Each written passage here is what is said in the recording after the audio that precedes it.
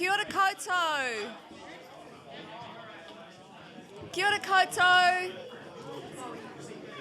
So good to have you all gathered here for the launch of this beautiful animal.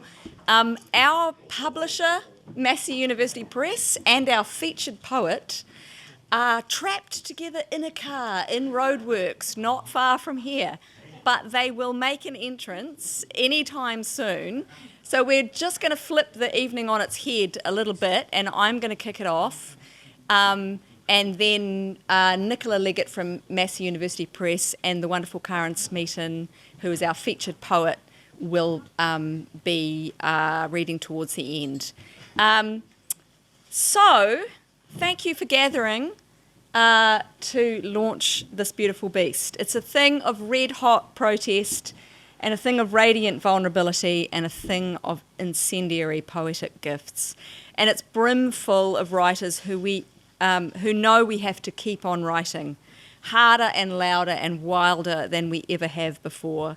Because, as Sandra Cisneros says, the world we live in is a house on fire and the people we love are burning.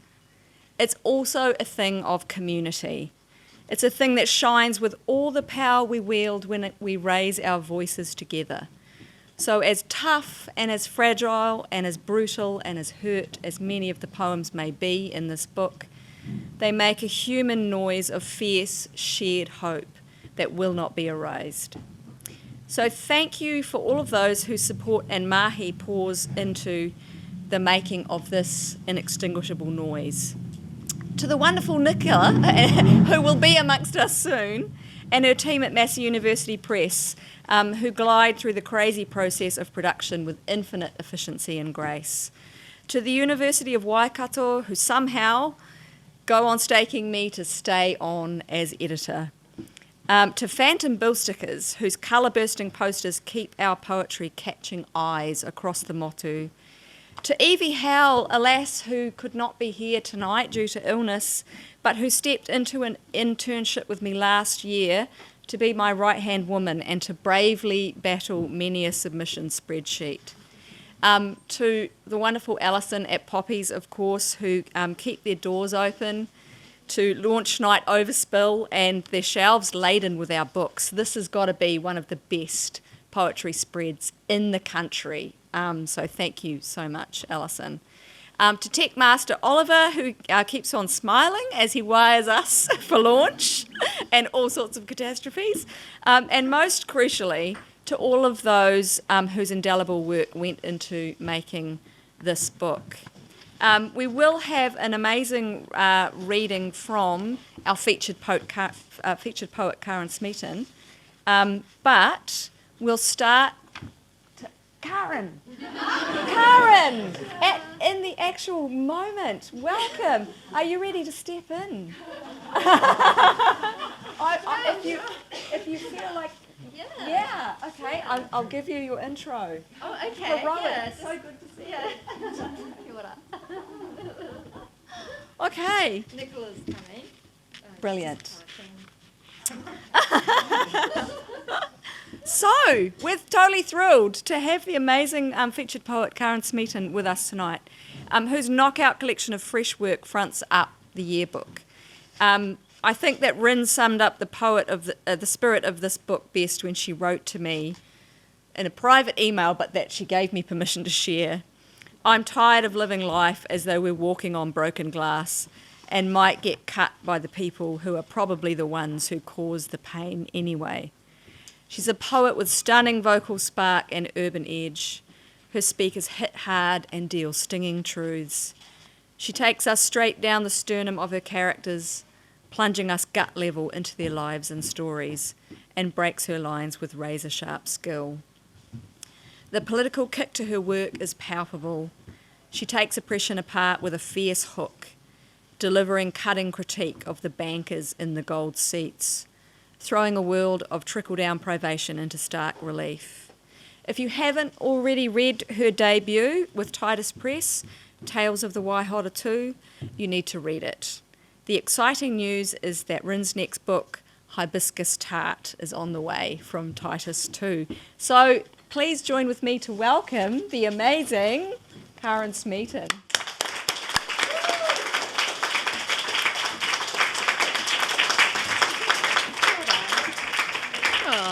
Kia ora. I brought some koha from Tamaki, a pineapple. Yeah.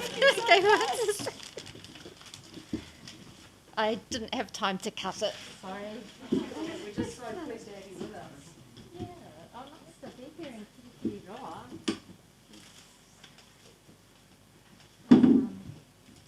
Aotearoa.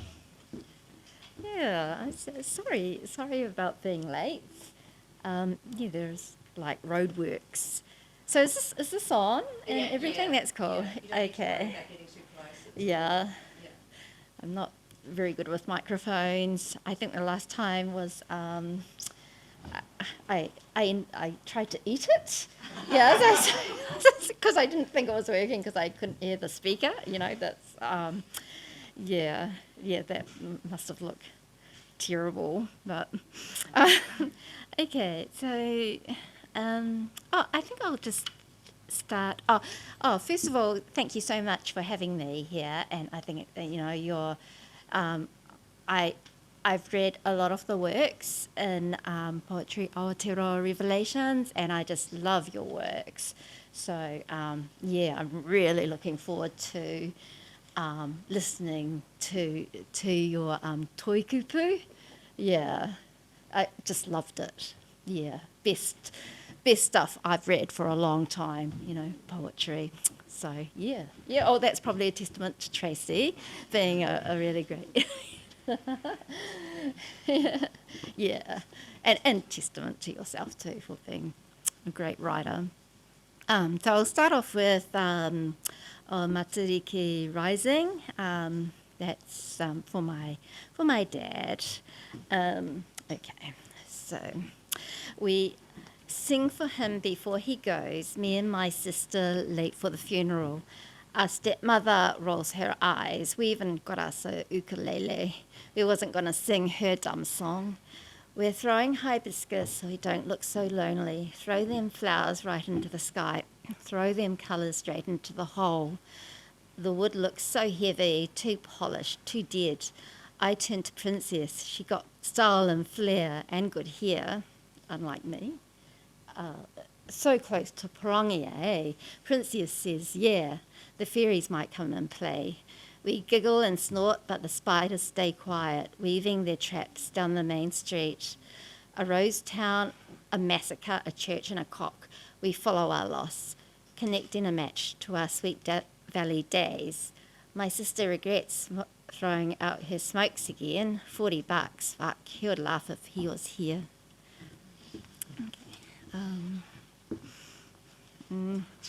I'm not going to read the really long one.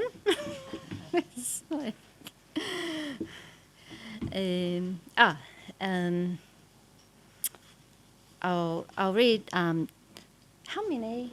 Do you want me to? Oh. The floor is yours. Oh, okay. So, I'll read a few more.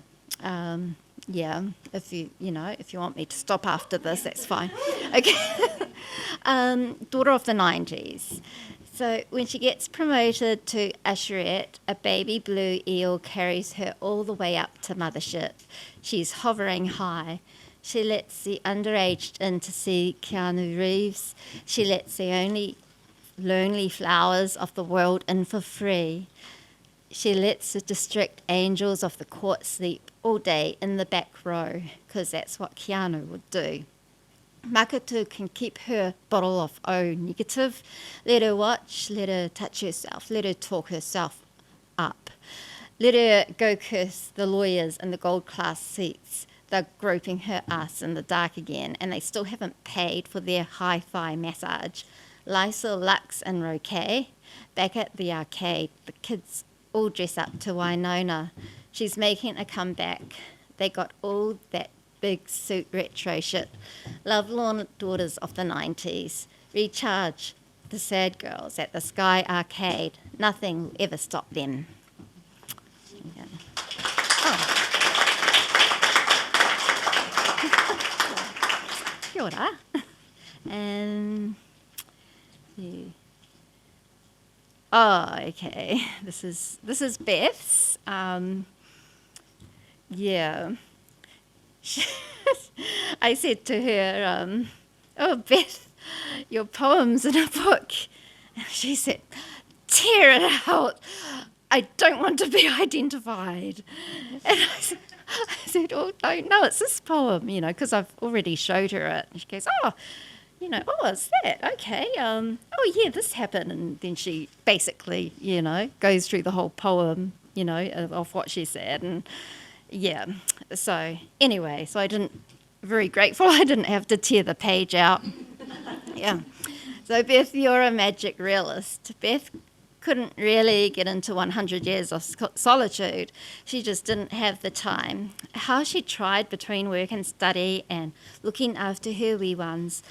Now, love in the time of cholera, now that was easier. True, that's what Alexandria thought too. Those of us who forget past words always remember the story. It flies high in the sky. The homesickness, the yearning, the kite that flew to London. Tituri at the water clay, red ochre on his hands, eye chief, moi, shine on power eyes, feather of the Aote, they say, fly faster when you lengthen the cord.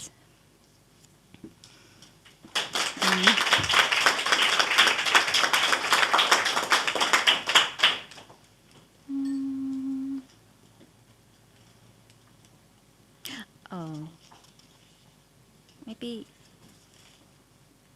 just one more. Morning symposium. She tastes like kava and she knows it at the morning symposium. Wasted on 6 cups. Pretty potent, bigger than tits, big buckets big. A drenched papatua nuku shakes her head at the sheer scale. Her son would flatten the city if he knew. Jealous in her heart, taking her so-called infidelity out on the world. Even after a nice cup of tea, dear, after all this time and you've never calmed down. The morning was much quieter, full of light. Snacks, she drank too much in that circle.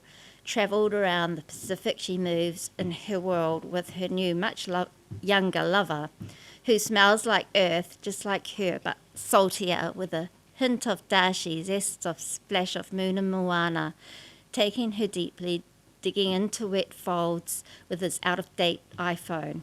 Such gentle probes, shadowed licks, flames of fading ghosts lying the beach. He shows her the masks, taller than houses, more powerful than Jesus. He says the missionaries hated them, took them to God knows where. Nobody knows anymore. Can you hear the waves? Can you see the ocean? They own us. Yeah. Has anyone ever had kava? Drank kava? Yeah. Yeah.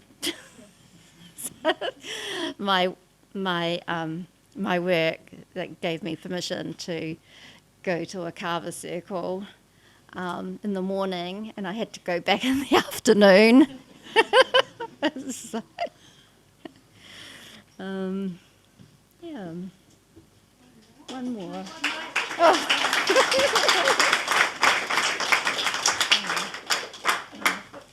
Okay, so I tried to hang myself under the harbour bridge. Wouldn't that be the one not too far from here? They just keep coming at you, I hear the nurse say, like we are the pulse of all her problems. But she just needs some sleep. Hauraki is the hub of distraught and sweet comebacks, and such a comeback is surely tonight. The bridge will make sure of it, lighting the world up like a recharged dragon. And there's nowhere to hide, so enter the taniwha.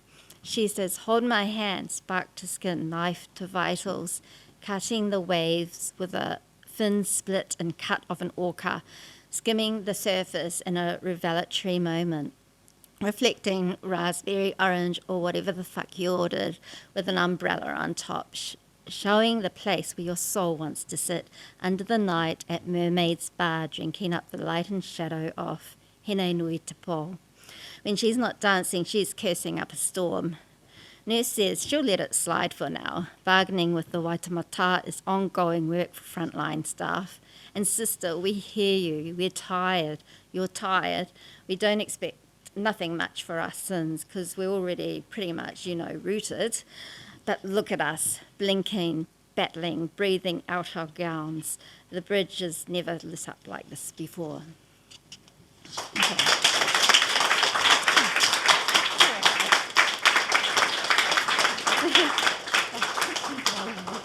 Yeah. So much. Kia ora.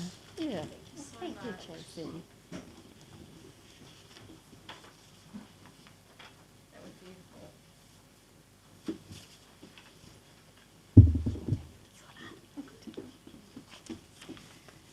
So, we have an incredible array of writers here, as you can hear, and to read from the new poems section of the yearbook. But we also want to pay tribute to two poets in the issue who can't be with us tonight and whose loss has left a lasting impact on our hearts and our words. So we're going to open and close our reading of the new poems with Paula Harris and Freya Norris, two voices whose warmth and colour and courage and laughter and force we will go on carrying with us as long as we write. So, we know if they were here, they would be shaking the walls with their vibrancy. I'm going to struggle to do their work justice, but here, to begin, is Paula Harris's piece, which in true Paula Harris form has a title that's half a page long. So I'm not going to read it separately, I'm just going to have to plunge in. So here is Paula Harris. If you have ever had a delayed flight, which has meant you've had to run along the painted green line between the Auckland Domestic Airport Terminal and the Auckland International Airport Terminal, or vice versa, feeling like your legs aren't your own because they can barely function after you've been seated on a flight for somewhere between 1 hour and 14 hours, while the wheels on your suitcases struggle to keep up with your pace and the terrain, know that I'm running towards you. And I run through the night. And why isn't this bit better lit? I can't quite see the green line. Is the turny bit here? I think I turn here. Oh no, that wasn't the turny bit. Okay. I'll just climb over this low chain fence and it'll be fine. Run. And I run. Why won't these people move to one side and let me past? It must be lovely not to be stressed about missing your flight, you bastards. Here I go swerving around you. Run. And I run through this berry-scented vape cloud surrounding the resting area. Run. And I run past all the car rental places. Run. And I run through the rain because it's Auckland, so there's usually rain. And have they used some kind of anti-slip coating on this pathway? Because surely I'm not the only person who's had to run this. And these shoes don't have good grip. And shit, no, it's a bit slippery. I'm fine. Let's just go a little bit slower. Fast walk. And I run through a summer's day. And why is Auckland so fucking humid? I'm wearing too many clothes. Should I stop for a second to take off this shirt? How long will it take me to take off this shirt? Can I afford to lose that bit of time? Fuck no, gotta keep going. Because my flight is due to leave in 12 minutes. Run. And I run through every movie scene where one of the main characters has realised they can't live without your love. And they're about to miss their last possible chance to tell you that and to be happy. And so we all us movie characters, all us afraid to be loveless for the rest of our lives, all us afraid we're about to miss our one chance, we all run.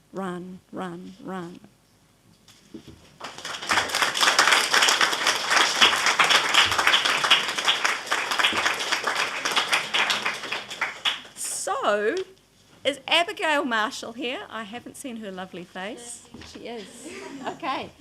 You are reader number 1. You are. Cool. 1 second.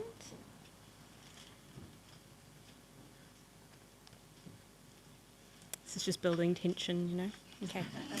Hello. Okay, this is called Michelangelo'd, or How to Be Art in an Automobile Incident. And the impact, well, the damage wakes up to itself, ticks and freezes, clock hands crack back, window writer, radio stutter on the trip and drop, dense raw cheeks on shatter, on sleet, on barley sugar glass. Catch the air in tooth sockets, split enamel on tar grit, burst salt in the swell of chewing gum tongues, then hook on the sharp flood, stuff papers into overfull cupboards, stuff fleshy fingertips bloom back till bulk folds under and in, those pins threaded into thumbs. A Giovanni notebook slips from the seat, concertinas on the dashboard, red lines slurry through the windscreen, ripple to blue. How would yous rate the pain? Cystine, a bludgeoned laugh, temple bruise, unbuckling, bone bent up under a chapel ceiling, mixing purple paint below skin.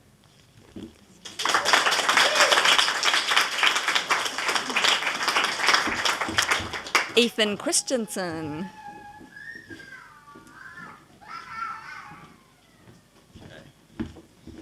On the note of the microphone, it's fine? Cool. There's a word in this that I'm going to butcher for the dialect I'm going for. So, yeah, this is my boy so gentle.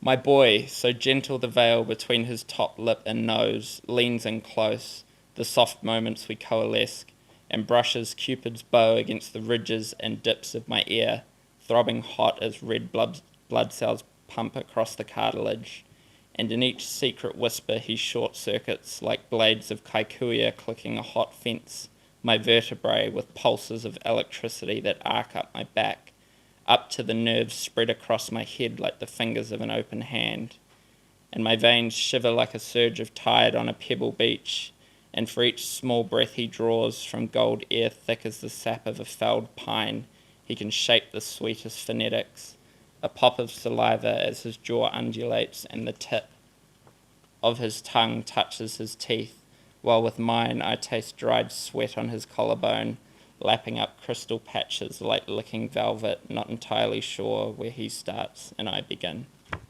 Thank you.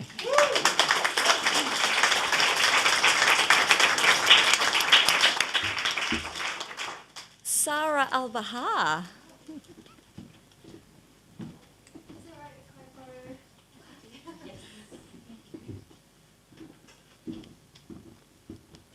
Myself. Awesome. So this one's roadkill. Blood packed like death drips and trip down the white pebble path behind your house. Hold your breath for the sting. Break the skin seal in the car home. Let the dirt in. 'Cause you're bored counting the roadkill. Tabby with its guts all out. 1. Duck with a broken neck. 2. We were children who held conch shells to our ears with the promise of crashing waters and fine sand beaches. You were a kid with blue tack stuck in your hair, stuck in the carpet, in your mouth, chewing it like gum, whose lips turn in the theatre between curtain fall as the set shifts, the throat clearing, sniffles break the silence, vibrations through the seat when you laugh. We immortalized ourselves in the drying concrete pool that secured the green lamppost outside. That was the autumn your father's boat sank, and suddenly you weren't at arm's length anymore, not walking distance either. I dreamt you drove off the cliff's edge once, tires hit a bump, some trap between the street lights, a German shepherd for your count. 3. Thank you.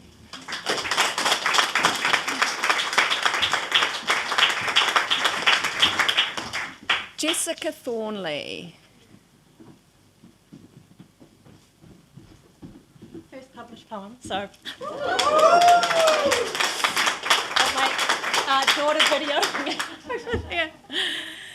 All right. This is called Mahuika Takes the Underground. The way you hit the scene erupted all over, absolved by an uncanny London heatwave. That was me in your belly, stowaway. Little goddess ember ready to blow.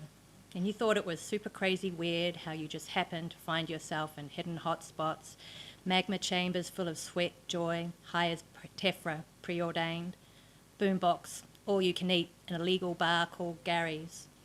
That was the summer the Griffin moved itself into a car park, made good on a smouldering crater, and the punters, artists and deadbeats got accidental tans and drank Pimm's unironically because it was so blimmin' hot. Of course, your mother had warned you and had been there, done that kind of way, but hey, we all forget. Fire doesn't know itself by fire alone. So you mix with the misfits, lost boys and demigods. Way before pronouns become a thing, I show you that fire is rainbow-coloured, that the hottest part of the flame runs blue. You give away body parts, keratin coal, and I smile and weep with you because, yeah, my girl, I was fond of him too. Night by night we take Shoreditch in a South Pacific ring of fire. That's me snapping in the rafters, messing with electric until the roof caves in and you cross your molten heart and hope to die while Arctic monkeys teeter on the edge of fame amidst rubble and ash. That's me rumbling through the underground, flowing you home in lava-lust fissures that will harden and heal into your most beloved and beautiful scars. I am the blood in your veins, in your tampon, ejected and stashed in a DVD case, Annie Hall, your flatmates maybe, under a wet and heaving bed because you were so damn fire. I am the throb of fetal stories in your cuticles, the urge to scratch, rip, claw yourself into something real, scary as fuck. I am the shift of tectonic plates, the ruptured crust that causes you to sway in front of black triptychs and crumple around a searing core. I sit inside you quietly then, a dense shimmering rock to warm your joints while you cry. And as you leave and the ore seeps out, you ask, did I eat you or did you eat me?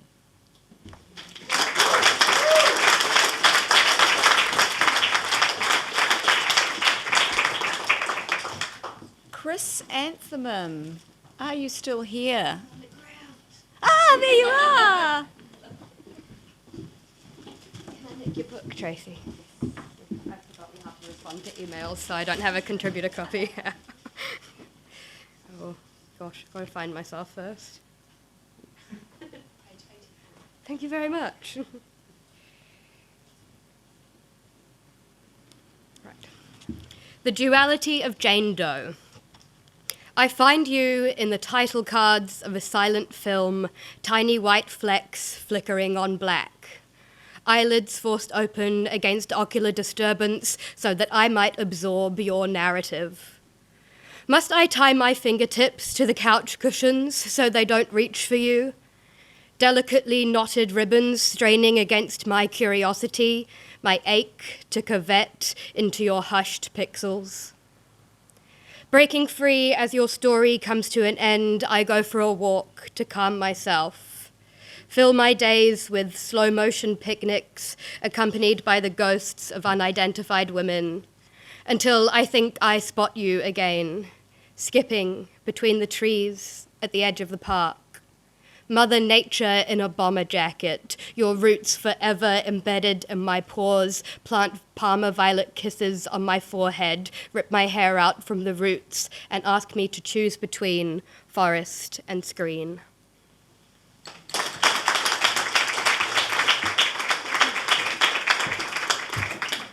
Amber Abbott.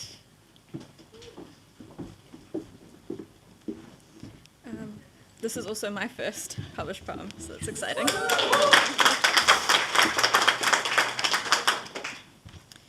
This isn't hell, but I can see it from here. You left me a folded paper crane, packed up with the rest of your things, light blue construction paper sandwiched between books and photo frames. I don't try to decipher what it could mean. The chemo had left you slow and waterlogged in a way that even now I don't think I could fully understand. You moved slowly and spoke to people that only you could see. It wasn't until months later your dad found the crane and posted it to me, slightly squished in a brown envelope. I'm guessing it was meant for you, he writes. It says your name. Along the top of the left wing, I imprinted clumsily in handwriting that looks nothing like yours. It must have hurt, I think. That is the part I keep coming back to. Near the end, even breathing took effort. The blue paper beak is neat and crisp. The point of the tail is sharp. It must have hurt forcing your fingertips to fold and turn and press. Again, grief makes itself known in its cruelest form. The last memento that I have of you is a portrait of your pain. You handed me a pocket Bible that we tore the pages out of to roll blunts with, and I said, this is the worst thing we've ever done. Are we going to hell? It was one of those nights where the air was warm and you could fall in love with anything. You laughed and said nothing. Actually, you said, this is far from the worst thing we've done. You flicked ashes onto the grass. Besides, God is a busy man. I'm sure he gave up on us years ago. It was summer, humid and sticky, and I kept wishing that I had met you earlier. The pages of the Bible were the size of my palm, and I couldn't stop laughing nervously, as if we'd be struck down where we stood. You weren't religious, and neither was I. It's not until a few years later that I start praying to a God I do not believe in. In my dreams, I give you everything all at once. I give you my blood, my teeth, my tongue. I give you a folded paper crane. I ask what it means. I give you a bandage, a tattoo, a pocket Bible. I press my hands together and pray until my palms are sore. I give you a switchblade, my open palms, a breath. I give you the sun. I give you my hands, but the movement tilts us both off balance and we stumble into the lake. I'm so scared that we will sink beneath the surface where no sound can reach us and I won't be able to find you again. When I wake, I'm still searching for you, before it's too late. Maybe it is. But I sit outside in summer when the air is warm and sticky, and a folded paper crane still holds your fingertips. It's crazy how long love can hold its breath.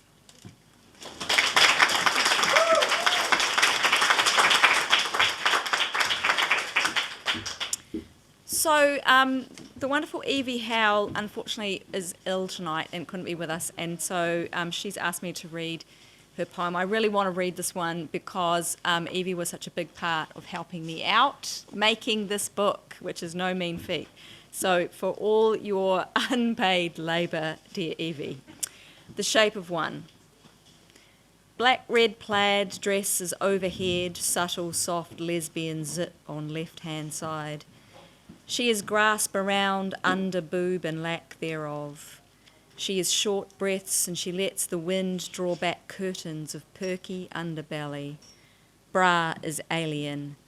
She is black and lace and hidden in shelves well away from the plastic curves displayed. She is four hooks and stiff pole posture. She smothers your ribs like a good first impression to the in-laws.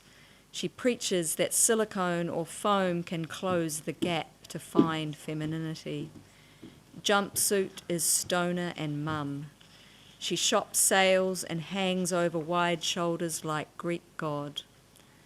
Pulls strings tight, corset conductor constricts the orchestra waistline to find shriveled sound. Panties are porn, disposable to puppy teeth, disposable alongside loose flesh packaging that overflows onto thighs. The term boy shorts redacted alongside product that fits unfortunately well. Closet is reusable coffin, and I plan on staying here until I am found.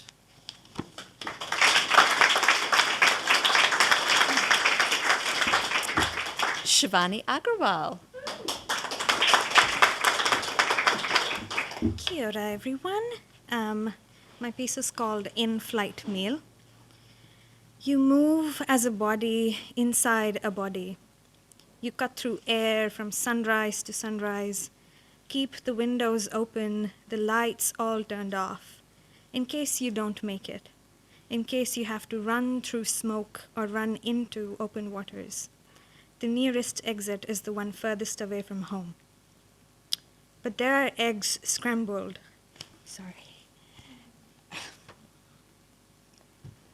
But there are eggs scrambled, bread not toasted, vodka neat, and your soft, soft organs plummeting all at once. Then belly bang under your feet, aluminum crack, rubber burn screech, rest. Ladies and gentlemen, welcome to where home isn't. The local time is sunrise again. Thank you.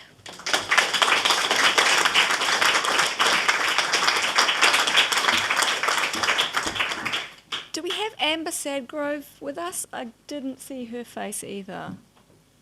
Okay. Maeve Charlton.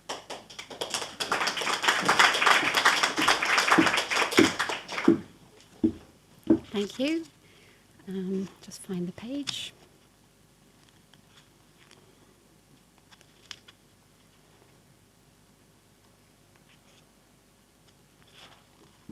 Print's big enough, luckily. This is called Wairenga, Bridal Veil Falls. This is some descent, steps spilling into the earth, past hordes of passion flower, maiden hair, spider orchids' tongues probing floral sinkholes.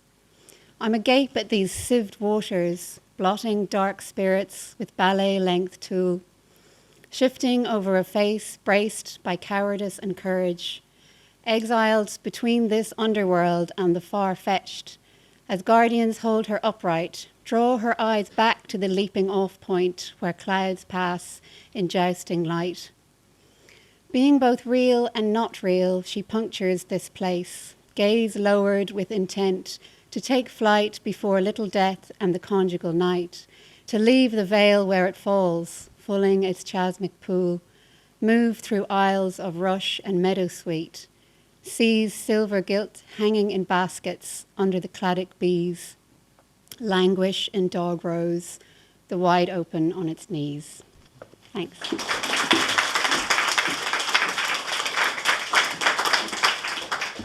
Dad on Rao.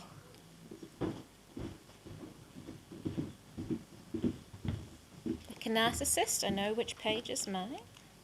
28. This is called Fists. Her first kiss happens in a park, in the dip below the ridge that rises to the cricket changing rooms and public toilets. It's like the side of a barrow at Stonehenge. She thinks of the chalk horse trapped in the hill between a Celtic fort and the English heritage gift shop. Her first kiss is in small town New Zealand, where they say milk as milk and raise their boys as sports players. Her knees are scabbed from the fall when they were all running from the local girls who called them sluts. Her first kiss is watched by three friends, 2 girls and a boy. It's nearly second base, or number 7 on Georgia Nicholson's snogging scale. Apparently being groped outdoors makes it more noteworthy. His tongue feels like a slug between her teeth, hands in too many places. She doesn't know what to do with her own. Guesses this is just what boys and girls do. Straightens her elbows and fingers, keeping them flat against her sides, out of the way. Thank you.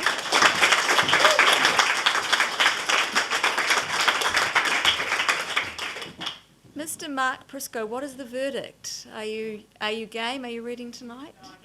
No, you're going to sit this one out? Okay. And I haven't seen Essa either. And I haven't seen, okay.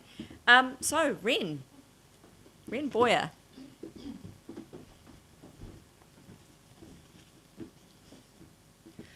A crack lets in the darkness too. Today, I knock a glass into the kitchen sink while doing dishes. The glass ricochets twice against the unforgiving ceramic, plinks etching themselves into the wincing lines of my face. I make a billion tiny deals with the universe in the breath between bounces. A crack spreads up one side of the glass. It holds. It holds.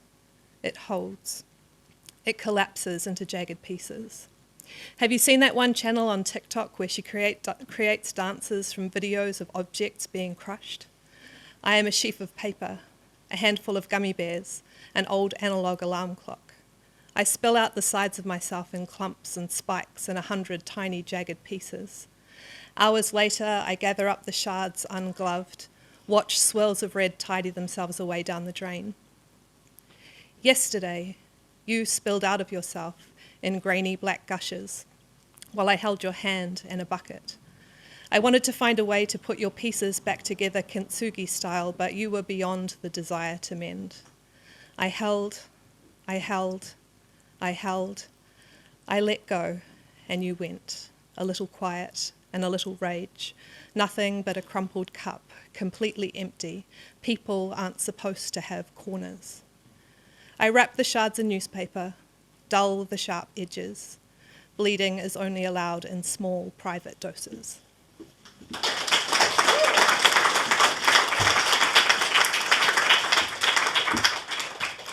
Liam Hinton. I'm not organised. She found the page for me, so cool. I'll see if I can get through this, eh? It's midwinter, darling. The window frames are swollen and furry. Water runs our insides, and when we're drained, the liquid is grey and stains the sink. This is a love poem, but we're very tired. of the same bills for the same amounts that always catch us in the same ribs you'd tattoo, were it ever possible to get some fucking time off work.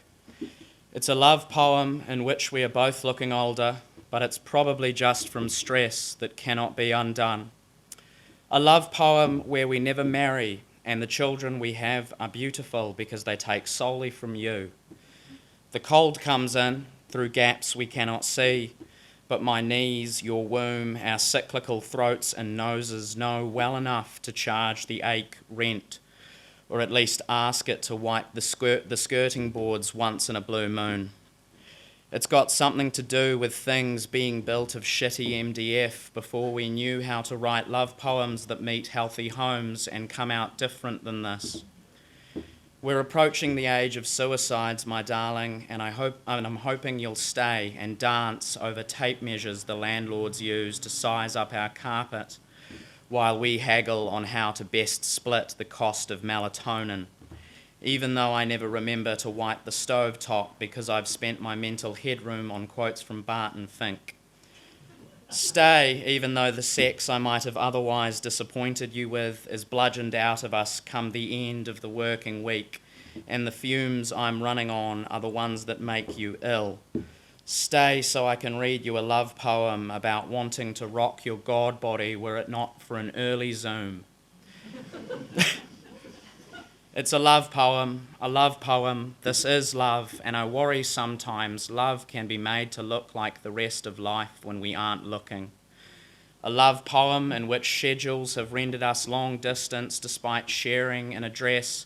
A love poem stuck in traffic, and I'm one unwaffed car in a sea of unwaffed cars on Wairere, and now I'm here, I can't think of the happy bits.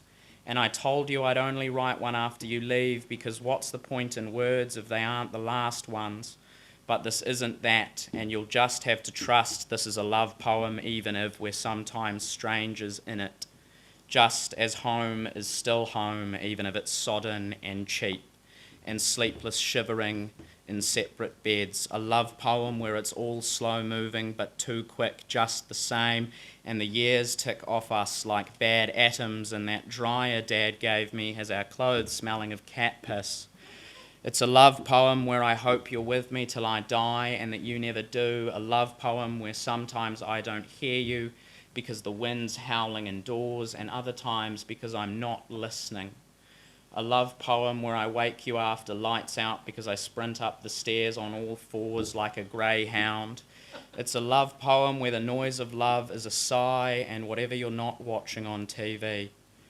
But it is a love poem, and there's nothing I wouldn't give to be bored and daily ground to near dust with you, because between it all, too small to see with the dinner plates I have for eyes that the dishwasher can't be asked to clean, are moments where laughing about how piteous this all is, and were it not for you, I wouldn't see the funny side of any of it.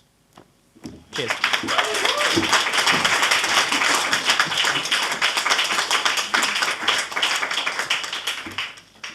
So, the final piece that we're going to read is from Freya Norris. So bear with me while I try and breathe. Freya's beautiful poem will be on a Phantom Bill Stickers poster countrywide very soon. So when you see it, go and stand by it, take a photo. For Freya, who would have been here in the most colourful dress you ever saw, making you feel alive and seen and warm. So this is Freya Norris's I Love You 16 centimetres deep. I'm here to tell you it started in a kitchen, on crate chairs and a white picnic table. Why didn't you help dig the grave? 24 Steinlager, couldn't get an answer, but the fresh dirt under my fingernails kept me asking. I'm here to tell you that I closed my eyes, and when they opened again, I was cleaning abdomen skin with a torn grey t-shirt. I'm here to tell you that alcohol isn't a defence, and blood splatter marks are ricocheted onto a wall from a cheek wound, that knives used at uppercut force make clean cuts, driving through a heart, lung 16 centimetres deep. The seatbelt never put its hand on my shoulder or wrapped around my hips, and campervan drivers imagine the mess of no brakes activated on hairpin cliffside corners at 120 kilometres per hour. I'm here to tell you that a blood transfer on a primacy door handle was the last time I held my brother's hand.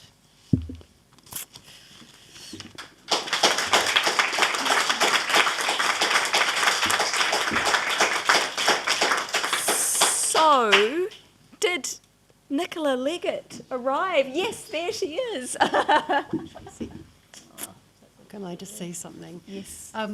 Kia ora tātou, apologies for being late. We left Auckland a little bit late and then got stuck in hideous traffic and roadwork. So I'm just so grateful that I managed to deliver Carin here to read poems, and I'm really apologise for the delay. This has been another absolutely fantastic launch at Poppies, which is just such a gorgeous place. Alison, thank you so much for hosting us. Tracey, I really just wanted to pay tribute to you.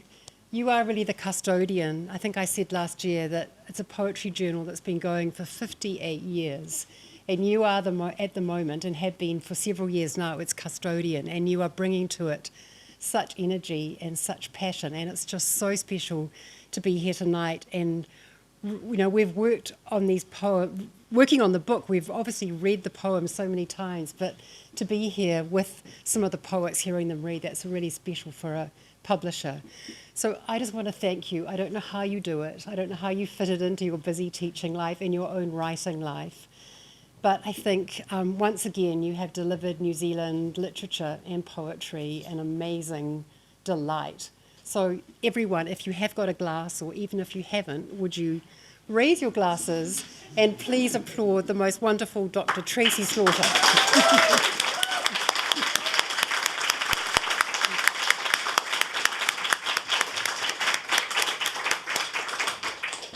Thank you so much. Thank you all for being here. Thank you for those beautiful words. It's an absolute joy. And it's, yeah, these nights are just an amazing experience listening to your voices. I get to nurture some of you closely on campus, and others I just get stunned by when they come in for the general pool of submissions. It's just an honour. Yeah, it's an honour. I feel incredibly honoured that you trust your work to me and that I get to fulfil this role. So thank you all for coming. Thank you for sharing your words. Thank you for being part of this. And thank you, Nicola, for making it all possible. Yeah, I sang your praises earlier in the night. You've got an amazing team. And I think it's an incredible tribute to Nicola that this book is on so many bookshelves. It is kind of front and centre in bookshops in a way that you very rarely see poetry. So that's an added testament to the incredible job that you and your team are doing.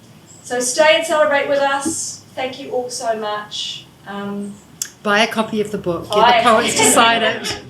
Yeah, and look out for those posters, which will be up soon.